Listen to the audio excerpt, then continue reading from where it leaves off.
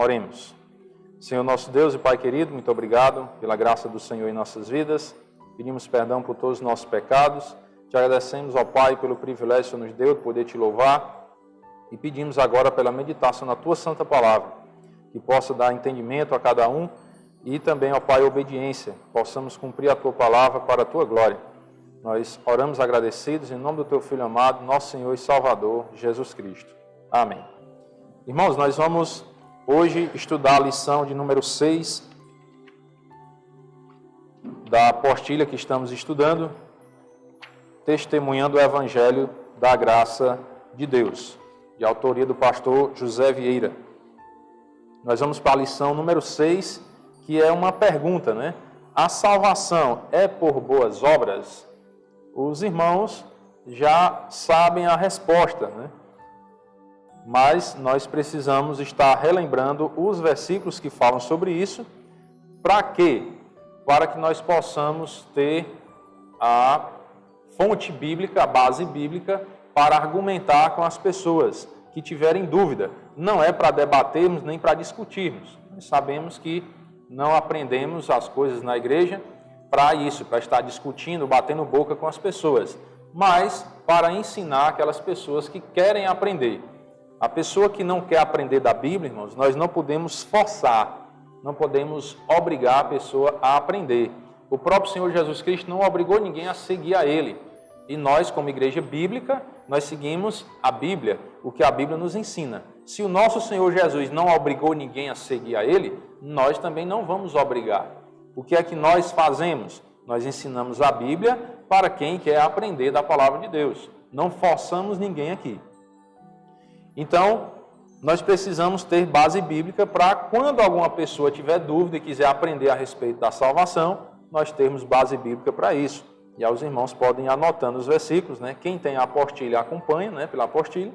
Quem não tem pode ir acompanhando na Bíblia, pode ir anotando, para assim ter o seu conteúdo, né? O seu material, para quando for falar desse assunto com alguma pessoa. Se alguém tiver dúvida, a salvação é por obras, a salvação... Como é a salvação? Eu tenho que fazer boas obras para ser salvo? E aí essa lição é para ensinar isso. Você anota os textos, revisa em casa também, nós vamos passar eles aqui no Data Show, se funcionar tudo direitinho. E você pode ir revisando em casa para ir lembrando, né, do texto, das referências, para ter base bíblica para isso. E aí, como introdução, o pastor Zé Vieira, ele faz aqui algumas perguntas, né? Será que podemos ser salvos por praticarmos boas obras? Dando esmolas, fazendo bem, visitando enfermos, participando de projetos sociais?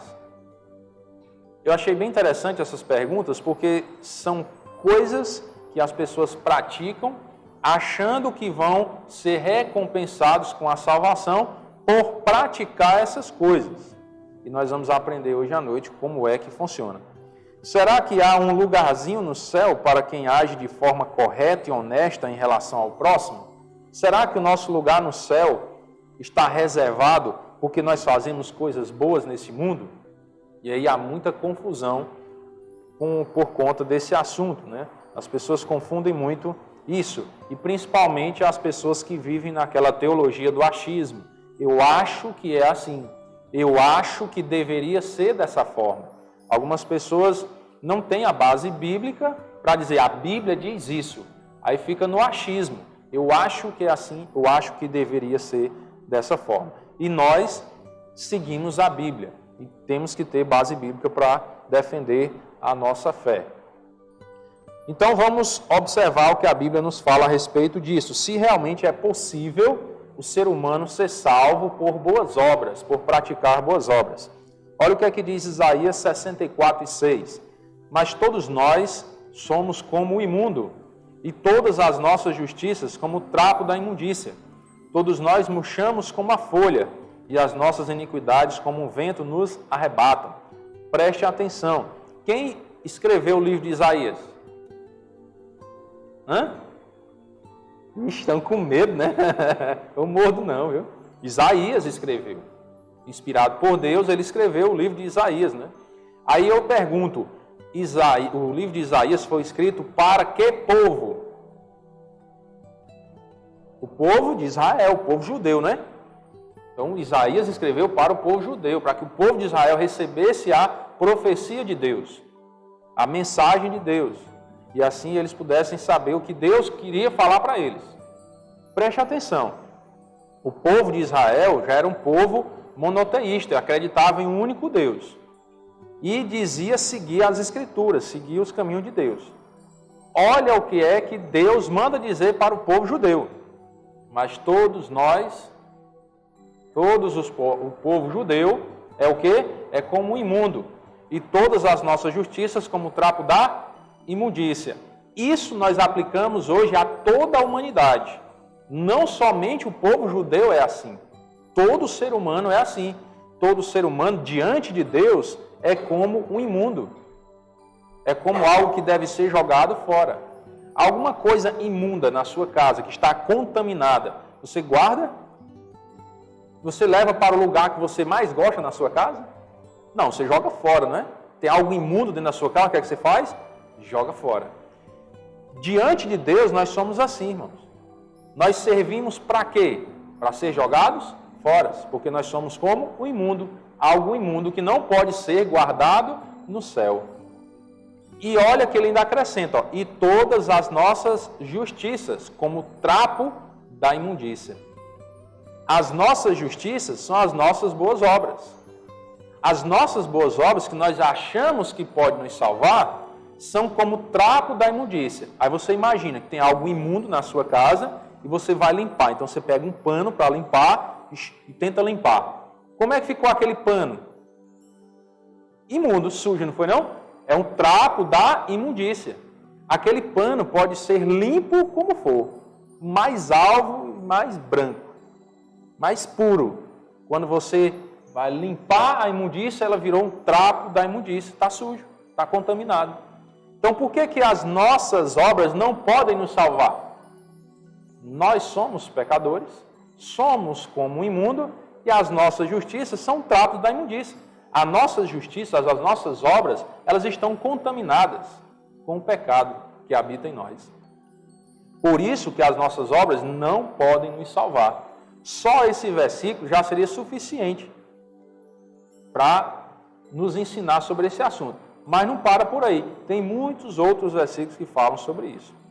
Vamos observar outro versículo. Romanos 3:20. Partindo agora para o Novo Testamento. Romanos 3:20. Vamos ver o 19 para a gente entender o contexto aí. Ora, sabemos que tudo o que a lei diz, aos que vivem na lei o diz para que se cale toda boca e todo mundo seja culpável perante Deus. Ah, eu vou ser salvo pela lei. Cuidado, viu? Cuidado. Para que serve a lei? Para mostrar o pecado do ser humano. Observe, sabemos que tudo o que a lei diz, aos que vivem na lei, o diz para que se cale toda a boca. A lei está escrita para quê? Para calar a boca do ser humano, porque está mostrando o que é o ser humano, o pecado que ele comete, ou os pecados, né? E todo mundo seja culpável perante Deus. Então está lá a lei, todos os mandamentos, que nós achamos que são só 10, né? Que a gente vê lá em Êxodo capítulo 20, 10 mandamentos, tudo bem. No Novo Testamento é resumido a 2, né? Amar a Deus sobre todas as coisas, ao próximo como a si mesmo. Mas no Antigo Testamento, na verdade, há 613 preceitos na lei. 613. E essa lei, ela foi escrita para calar a boca do ser humano, que achava que poderia agradar a Deus, que era tão bom e fazia caridades e dava esmolas e tudo mais. Mas todo mundo, na verdade, é culpável perante Deus. Por quê? Porque quebra a lei, quebra os mandamentos da lei. E o versículo 20 diz, visto que ninguém será justificado diante dele, diante de Deus, por obras da lei, em razão de que pela lei vem o pleno conhecimento do pecado. Então, a lei não salva. A lei mostra o pecado para o ser humano. Olha, você comete essas coisas, não pode fazer isso. Aí o ser humano, teimoso, né, como nós somos, repetimos, caímos nos pecados. Mas a lei não salva, ninguém será justificado pelas obras da lei. Ninguém. Ninguém pode ser salvo pela lei. Ah, vou cumprir os 10 mandamentos para ser salvo. Não vai. Porque a lei não veio para salvar. A lei veio para tornar o pecado conhecido. Ó. Pela lei vem o pleno conhecimento do pecado. Então as pessoas passam a conhecer o que é pecado diante de Deus por meio da lei. Alguns estudiosos costumam comparar a lei como um raio-x. Você sofre uma pancada aí na mão, no braço, alguma coisa, aí você vai lá para o hospital bater o raio-x, né? Aí o raio-x vai fazer o quê? Vai mostrar onde é que está o problema, né? Quebradura lá, a trinca, a fratura e tal. Aí eu pergunto, o raio-x, ele cura o problema? Não, o raio-x só mostra o problema. É assim a lei. A lei não cura o ser humano do pecado. A lei mostra o pecado do ser humano. É para isso que serve a lei, para mostrar, é como raio-x. Isso aqui é pecado, Caleb. Isso aqui é pecado. Só está mostrando. Ah, irmão, e qual é o remédio? Jesus Cristo, né? O remédio é uma pessoa, não é uma religião. Por que o remédio é uma pessoa? Porque foi uma pessoa que veio a esse mundo morrer pelos nossos pecados. Ele cumpriu a lei e morreu pelos pecados da humanidade. Por isso que a cura do pecado não é o raio-x, ou seja, não é a lei. É uma pessoa, é o Senhor Jesus Cristo. O que é que a gente faz quando pega o raio-x que mostra lá a quebradura? A gente vai procurar uma pessoa, não é não? Que é o médico, para passar o remédio, fazer lá, enfaixar, fazer a cirurgia, conforme seja o problema, né? A pessoa é quem vai dar a solução do problema. Com relação ao pecado, a lei é o raio-x, mostra o problema. Jesus é a pessoa que nós temos que procurar para nos curar do pecado que está em nós. Olha o que é que diz o versículo 28. Romanos 3 e 28. Concluímos, pois, que o homem é justificado pela fé, independentemente das obras da lei. O que é que significa justificado? Ser declarado justo diante de Deus. Isso é ser justificado, é ser declarado justo diante de Deus. Quem é que pode ser justificado? Aquela pessoa que tiver fé. O homem, ou seja, o ser humano, não só do sexo masculino, né? O homem, mas o ser humano, homem e mulher, é justificado pela fé. Então, como é que o ser humano ele é declarado justo diante de Deus? Pela fé, independentemente das obras da lei. E aí vem na Bíblia a história mais bela que eu acho, no meu ponto de vista, sobre salvação, que é incontestável.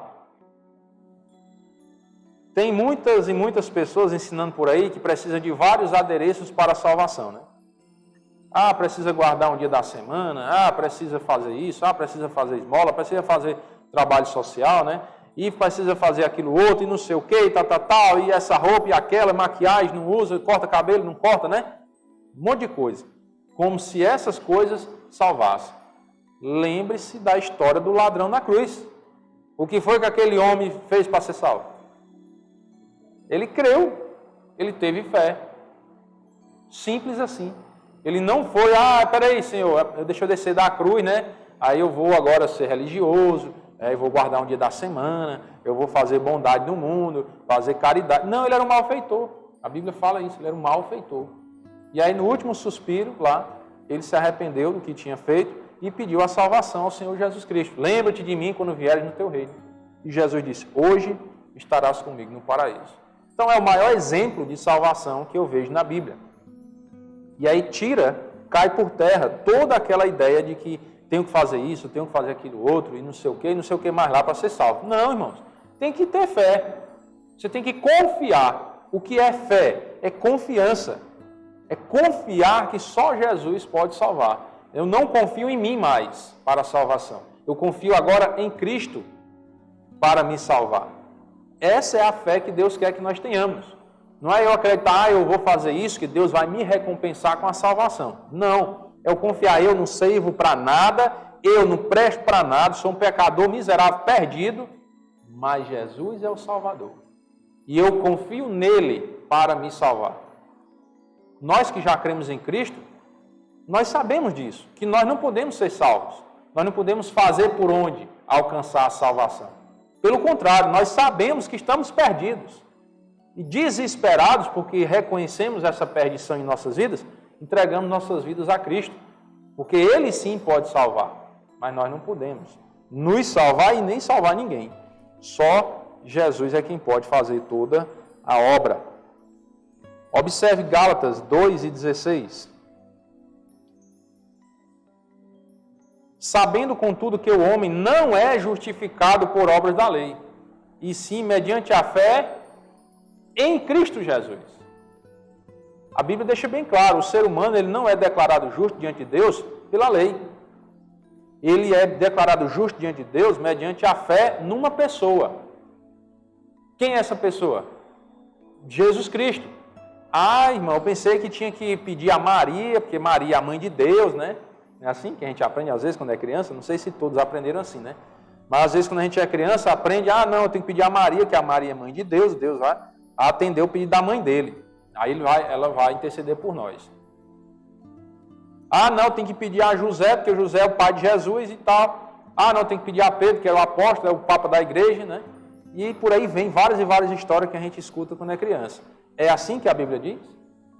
Eu acreditava nessas histórias quando era criança. Por quê? Porque eu não conhecia a Bíblia. Hoje eu conheço a Bíblia. Então hoje eu tenho que seguir o quê? O que me disseram quando eu era criança, as histórias que me contaram, ou o que eu estou vendo na Bíblia? Eu estou vendo, irmãos. Não é que estão me contando, não. Agora eu estou vendo nas Escrituras. Aí às vezes nós ficamos presos. Mas é porque meu avô, né? Meu pai, minha mãe, me ensinaram nessa religião, vou ficar aqui. Não estou dizendo que você largue sua religião e mude de religião. Porque o simples fato de mudar de religião não salva não, viu? A pessoa que disser isso para você está lhe enganando. E aqui nós não estamos atrás de enganar ninguém, não. Nós ensinamos a Bíblia. Eu não vou chegar aqui e dizer para você, mude de religião, saia da sua igreja e venha para a nossa igreja, que você vai para o céu. Eu vou estar mentindo, irmão, se eu disser isso. Vou estar mentindo. Eu não vou dizer isso. Eu vou dizer, entregue sua vida a Cristo, ao Senhor Jesus. Aí você vai para o céu. Irmão, então que você não quer que as pessoas venham para a igreja? É lógico que a gente quer, mas eu não vou mentir, irmãos. Eu não vou mentir. Dizer que venha para cá para você ser salvo. Não. Aqui você vai ouvir a verdade. Enquanto eu estiver por aqui, eu garanto isso. Se Deus quiser, né? Enquanto eu estiver por aqui, eu prego a verdade. E tenho ensinado para os irmãos. Um dia que eu sair daqui, que eu não sei, né? Eu costumo preparar os irmãos para um dia que eu sair, porque eu não sei o dia da manhã, posso morrer, né? E aí tem que vir outro para cá. Analisem se está pregando a verdade. E não aceitem um falso pregador, não. Não aceitem. A igreja mãe daqui é a igreja de Pedra Branca, né? Se vier um pastor para cá, estiver pregando heresia, chama o pastor titular, que é o pastor Manuel. Ei, pastor Manuel, rapaz, o pregador que está lá não está dando certo, não. Convoquem ele, chame. A igreja tem autoridade para isso. Se não está pregando a verdade, chama o pastor Manuel e faz uma análise. E não tem esse negócio da igreja, não, porque é o pastor que está aqui, né? Não, se está pregando coisa errada, volta fora.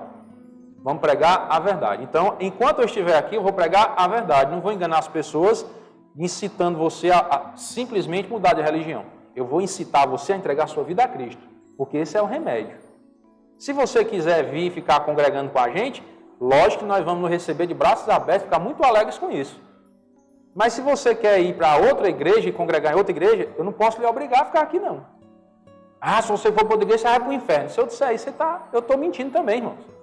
Se você creu em Jesus, você pode congregar em qualquer igreja. E eu fico em paz de dizer isso, sabe por quê? Porque a Bíblia diz que o homem que teme ao Senhor, Ele o instruirá no caminho que deve seguir. Então, se você verdadeiramente teme a Deus, respeita a Deus, entrega a sua vida a Cristo, você vai procurar uma igreja sadia para congregar. Você não vai congregar em qualquer igreja. Por isso que eu digo isso sem medo. Se você entrega a sua vida a Cristo verdadeiramente, você pode ir para qualquer igreja. Por quê? Porque se você teme a Deus de verdade, você vai procurar uma igreja sadia. Você não vai congregar em qualquer oba-oba que você vê por aí, não. Porque você teme a Deus, você quer respeitar a Deus, você quer buscar a Deus verdadeiramente. Agora, se você quer só brincar de religião, né? Aí é outra história. Mas se você quer um compromisso sério com Deus, você vai buscar uma igreja boa para congregar, uma igreja que prega realmente a verdade e não fica enganando as pessoas, só para encher a igreja e fazer números, e depois sair mentindo por aí. Olha como eu trabalho muito, né, na igreja, a minha igreja está lotada, olha, tantas conversões houve lá na minha igreja. Mentindo para as pessoas, atraindo pessoas pela mentira, isso é pecado diante de Deus, irmão. Nós estudamos de manhã, né? A mentira é pecado. Eu não posso fazer isso, eu vou prestar conta com Deus. Vou prestar conta com Deus. Então tenho que pregar a verdade. E olha o que a Bíblia diz: sabendo contudo que o homem não é justificado por obras da lei, mas mediante a fé numa pessoa, que é o Senhor Jesus Cristo. Também temos crido em Cristo Jesus para que fôssemos justificados. Paulo escrevendo aos Gálatas. Então ele diz, olha, para que fôssemos. Se você quer seguir o exemplo da igreja primitiva, o exemplo do apóstolo Paulo, ele creu em Jesus Cristo. Ó. Ele diz, também temos crido. Quem creu? Nós. O apóstolo Paulo se inclui. Ele creu em Cristo para que fosse justificado pela fé em Cristo e não por obras da lei.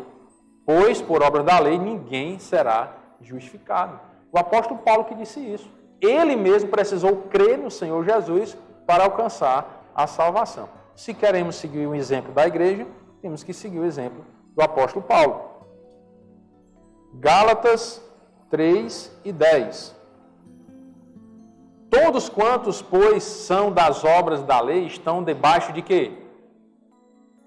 Presta atenção, que agora começa a pegar mais pesado, né?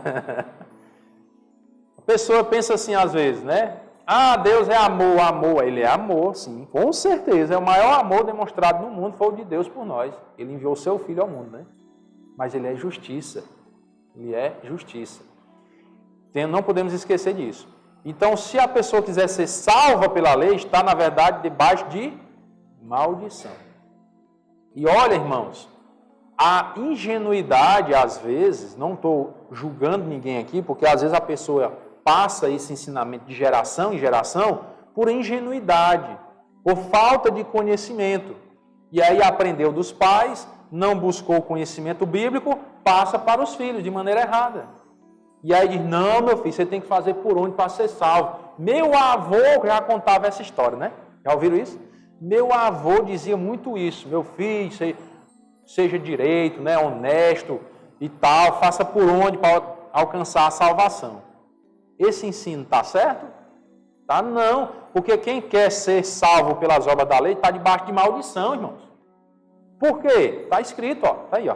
Porque está escrito, maldito todo aquele que não permanece em todas as coisas escritas no livro da lei, para praticá-las. Todas as pessoas, preste atenção, detalhe, devagar, né? Todo ser humano que não permanece, ou seja, que não cumpre, que não obedece todos os mandamentos escritos na lei, estão debaixo de maldição. Então, qual é o ser humano que está debaixo de maldição? Todos. Porque nenhum de nós consegue cumprir toda a lei. Nenhum de nós. Todo ser humano está, na verdade, debaixo de maldição. Aí o que é que nós aprendemos, às vezes, quando criança? Todo mundo é filho de Deus, né? Não é isso? Está certo? Não. De acordo com a Bíblia, está errado. Na verdade, todo ser humano está debaixo de maldição. Por quê? Porque todo ser humano é pecador.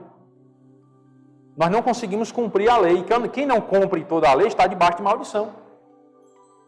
Quem nos livra dessa maldição? Jesus Cristo. Somente Ele. Não é Pedro, nem Paulo, nem Maria, nem João, nem seja lá qual for o outro, né? Não estou dizendo que ele não serve para nada não, pelo amor de Deus, né? Às vezes, para os crentes eu odeio Maria. Não. Eu amo Maria porque Maria foi um exemplo para nós, né? De fé, de entrega a Deus. Ela se entregou, arriscou sua própria vida para fazer a vontade de Deus. É um exemplo para nós. Mas ela não salva. Eu não posso dizer que Maria salva, que Maria intercede por nós, porque ela está mentindo também. Jesus é que é a salvação. Ele é quem nos livra da maldição do pecado. Ele, somente Ele e mais ninguém. Por quê, irmão? Porque a Bíblia diz isso. Não sou eu que estou dizendo, não. Efésios, capítulo 2, verso 8, diz o seguinte: porque pela graça sois salvos, mediante a fé. O que é graça? é um favor imerecido. É algo que nós não merecemos. Então nós somos salvos dessa forma, por um favor que Deus nos dá, que nós não merecemos. E como é que eu recebo esse favor de Deus? Mediante a fé. E isto não vem de vós, é um dom de Deus, não de obras. Por que a salvação não é pelas obras? Para que ninguém se glorie. Está explicado, irmão, na Bíblia. Está explicado. Para que ninguém se glorie. Nós não somos salvos pelas obras para não nos gloriarmos diante de Deus. Senão nós chegaríamos no céu, Senhor, eu estou aqui, né? Mas eu fiz por onde? Merecer, né? Porque eu sou bom. Não é assim que funciona, irmãos. Por que você está no céu? Chegarmos lá, né? Se Deus quiser, aí. Porque Jesus me salvou. É assim que você tem que dizer quando chegar lá. Ei, irmão, mas a salvação não é limitada. Não é não. A salvação é ilimitada. Qualquer ser humano pode entregar a sua vida a Cristo e ser salvo e ir para o céu. Todo aquele que nele crê não será confundido. Todo aquele que nele crê. Tem um critério, tem que crer, né? Não é por obras, para que ninguém se glorie. O que é que diz 2 Timóteo, capítulo 1 e verso 9? Vamos ler o 8 também, para entendermos, né? Não te envergonhes, portanto, do testemunho de nosso Senhor, nem do seu encarcerado, que sou eu.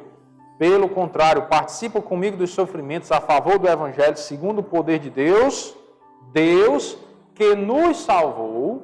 Paulo escrevendo a Timóteo, né? Ó, Deus que nos salvou, salvou Paulo e Timóteo. Está incluindo eles dois na história, né? E a igreja, lógico.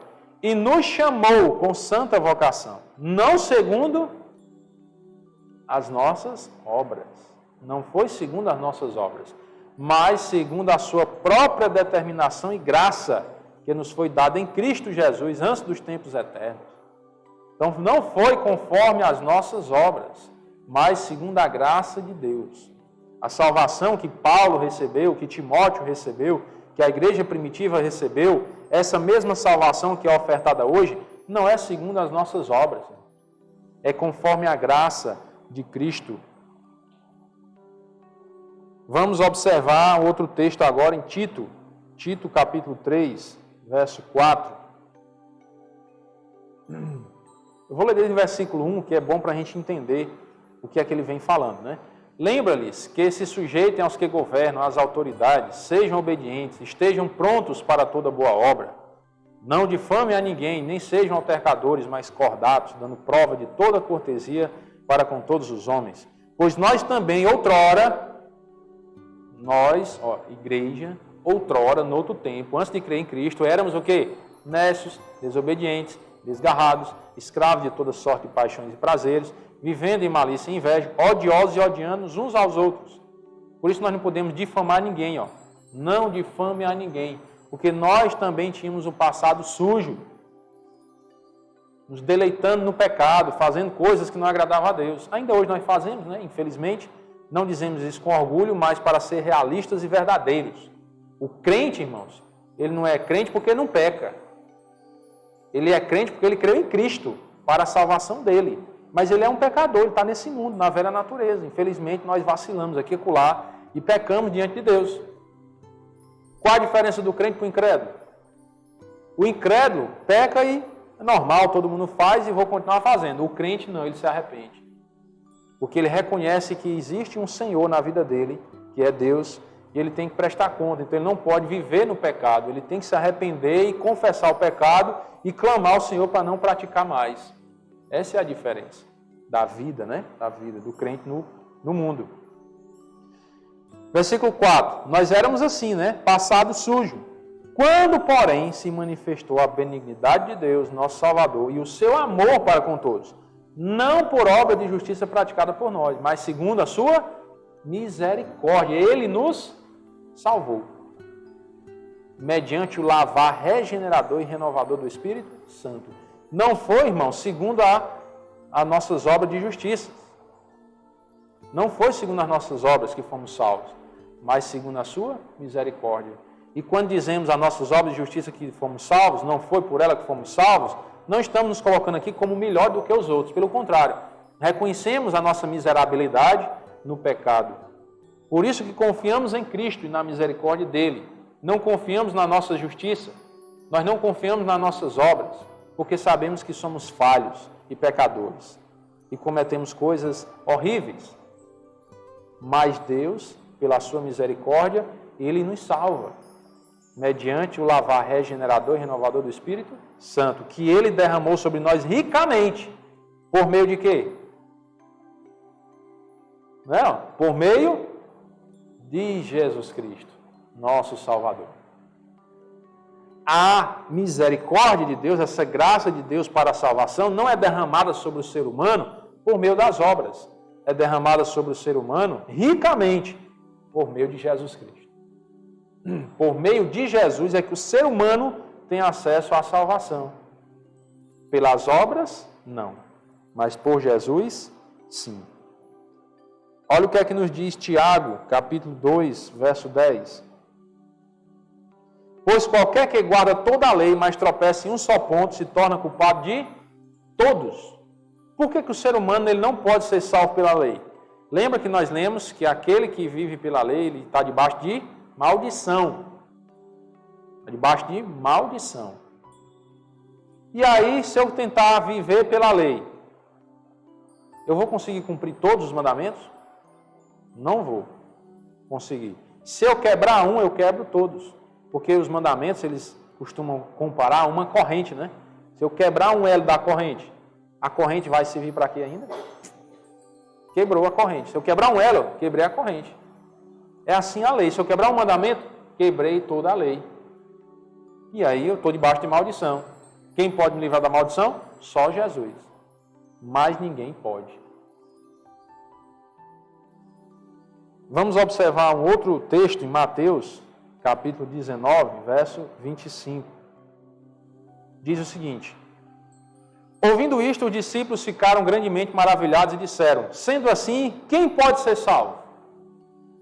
Uma grande pergunta, né? Quem pode ser salvo?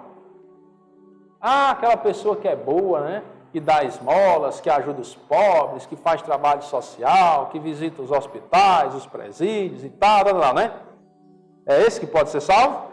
Olha o que é que Jesus responde. Jesus, fitando neles o olhar, disse-lhe: isto é impossível aos homens. Quem pode ser salvo? Ninguém. É impossível. Estão vendo o que é que Jesus está dizendo? É impossível aos homens. É impossível o ser humano ser salvo. Porque ele não pode se salvar. Não pode. Mas, para Deus, tudo é possível. Quem é que pode salvar? Deus. É Deus que pode salvar. Não é o ser humano que pode se salvar. Quem pode ser salvo? Ninguém. É impossível aos homens. Mas para Deus, tudo é possível. Deus pode salvar na pessoa de Jesus. Se a pessoa entregar a vida dela a Cristo, aí Deus salva. Se a pessoa não entregar a vida a Cristo, Deus não salva. Porque é impossível aos homens. O homem ele não pode ir para o céu independente de Deus, independente de Jesus. Ele não pode ir por outro caminho. Ele só pode ir ao céu se for por meio de Jesus, porque Jesus é o caminho que nos leva até o Pai. Ele é o caminho. Ninguém vai ao Pai se não for por Jesus. Olha o que é que nos diz João 3:15. Para que todo o que nele crê tenha... Como é que eu tenho a vida eterna? Se eu crer em Jesus. Porque Deus amou o mundo de tal maneira que deu o seu Filho unigênito. Por que que Deus deu o seu único Filho? Está explicado. Para que todo o que nele crê não pereça, não se perca, não vá para o inferno, mas tenha a vida eterna. Foi para isso que Deus deu o seu Filho. Para que as pessoas creiam em Cristo e tenham a vida eterna. Esse deve ser o propósito da vida do ser humano, irmãos. O propósito da vida do ser humano deve ser encontrar o Senhor Jesus e entregar a sua vida a Cristo para não perecer, para não se perder na eternidade, para não ir para o inferno, mas ter a vida eterna, ir para o céu. Esse deveria ser o propósito da vida de todo ser humano, encontrar Jesus, entender que Jesus é o único caminho que nos conduz à salvação. E entregar nossa vida a Cristo e ir para o céu. Para concluirmos, observe o que é que diz Romanos 5 e 1. Justificado, pois, mediante a fé, temos paz com Deus por meio de nosso Senhor Jesus Cristo. Em Isaías 59, 2, o que é que a Bíblia diz? Lembram? As vossas iniquidades fazem separação entre vós e o vosso Deus. Os nossos pecados encobrem o rosto de Deus de nós, para que Ele não nos ouça. Então, os nossos pecados nos afastam de Deus. Como é que podemos nos aproximar de Deus? Mediante a fé. Porque mediante a fé em Jesus Cristo, nós temos paz com Deus. Se você quer ter paz com Deus, você precisa crer em Jesus. Porque somente por meio de Cristo é que temos paz com Deus. Por meio das obras, irmãos, nós não podemos ser salvos. Nós vimos vários e vários versículos aqui que nos mostram isso. Mas, se entregarmos nossa vida a Cristo mediante a fé, não é com interesse de retorno, viu? Porque tem gente que diz, vou crer em Jesus porque Ele vai me dar um emprego. Vou crer em Jesus porque Ele vai me curar de uma doença. Está errado.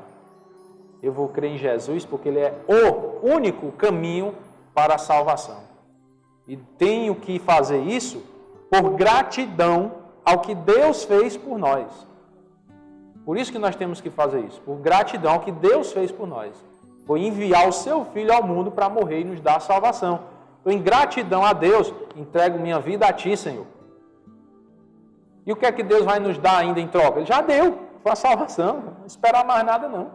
Só esperar o dia de nos encontrar com o Senhor na eternidade. Nós não podemos ser interesseiros, né? Vou entregar a vida a Cristo porque Ele vai me dar um emprego, Ele vai me dar saúde, vai resolver um problema familiar. Não faça isso.